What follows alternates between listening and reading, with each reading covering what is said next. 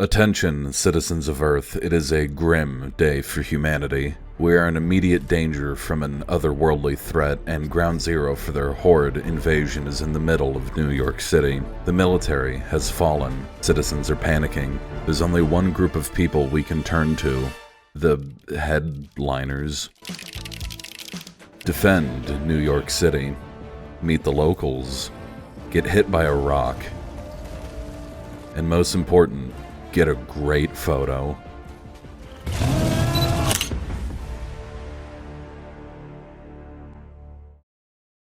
To be completely honest, this will be a biased review of the headliners. Not because I'm being paid under the table by them or anything, but games like the headliners are best enjoyed with a great group of friends, so your enjoyment of the game will vary based on who you manage to rope into playing with you.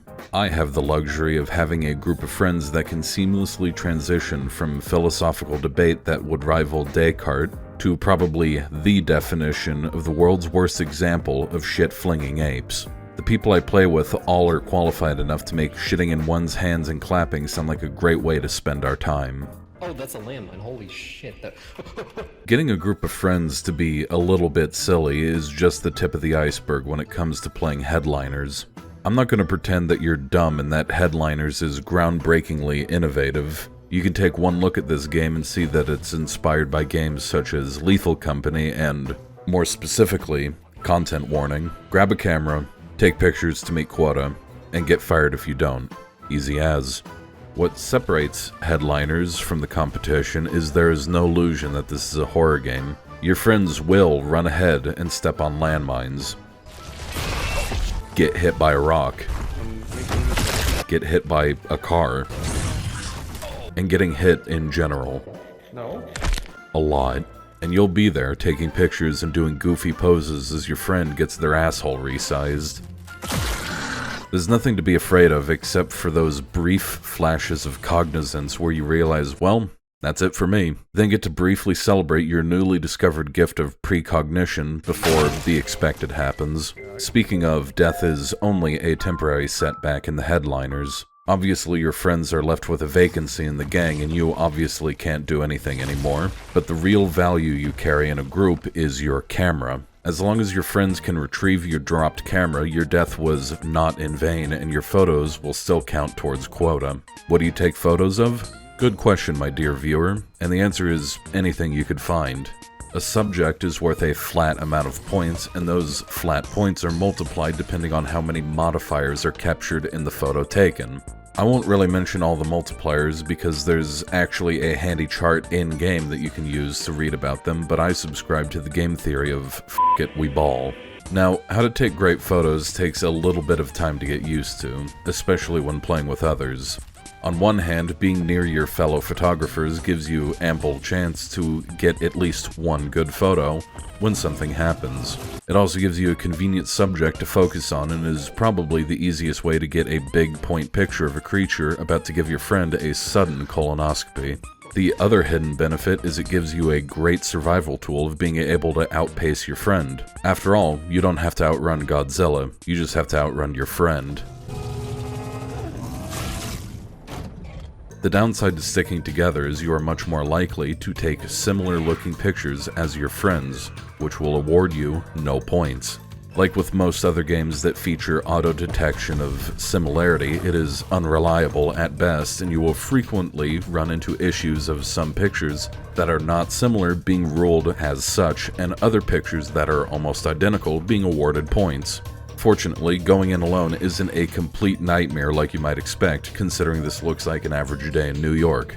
The extraterrestrial invaders take after the average American lifestyle and are too fat and lack the agility to actually chase you effectively.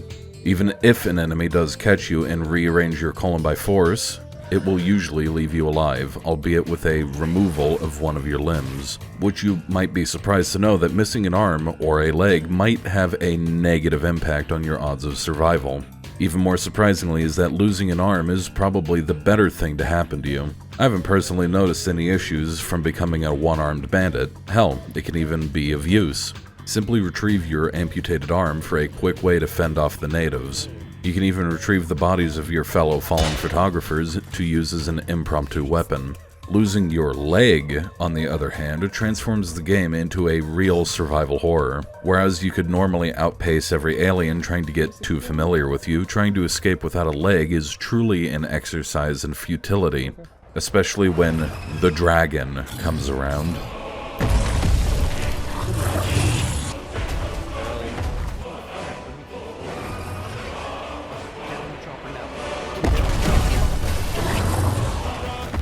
Speaking of large creatures, the best selling point of headliners is the megafauna that occasionally show up to, in essence, blow shit up. And these big boys are what truly separate the game from its competitors.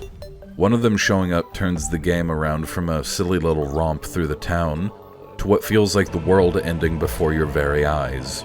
Unlike the small monsters running around, these titans will make the map completely unsafe, either by flinging debris around or just, reaching on top of a building and eating your friend in front of you. That's really bad. Now, I'm sure my pontification about the headliners might be convincing a few people that it's a fun game, which it is. Don't let me begin to make you feel otherwise.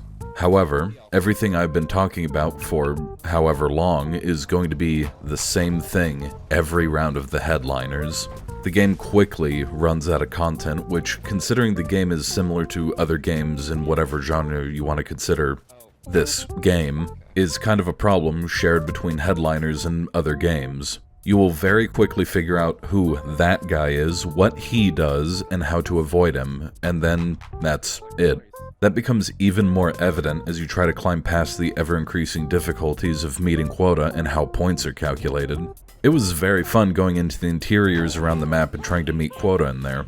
There's a whole different list of encountered creatures that you can find inside compared to outside the buildings, but more often than not, you will have a much easier time meeting quota by photographing the big creatures outside. Remember that point multiplier system? Some of the most valuable and easiest multipliers you can get are when things are blowing up, and also flirting with the idea of receiving a Darwin Award. Both of those events are trivial to set up when you're outside because having more room to maneuver, and that cars are traditionally left outdoors rather than indoors. Even in the event an alien introduces you to God one piece at a time, dying outdoors allows your friends better opportunities to loot your body than if you were to die indoors. What I'm saying is there's no real reason to play half of the game when it's safer and more productive to just sit in the street waiting for something to happen. The developers are pretty active, however, and have hammered out several updates over the course of the headliner's release. If they're willing to shake things up and make all of the game interesting rather than half of it is yet to be seen, but I don't see a reason they wouldn't. Either way, the enjoyment that can be had with the headliners is purely up to how much you can enjoy wasting time in bite-sized 10-minute rounds of absolute chaos. But as a word from me to you, time you've enjoyed wasting is never really time wasted. Overall, I'd give the headliners a Pulitzer Prize out of 10.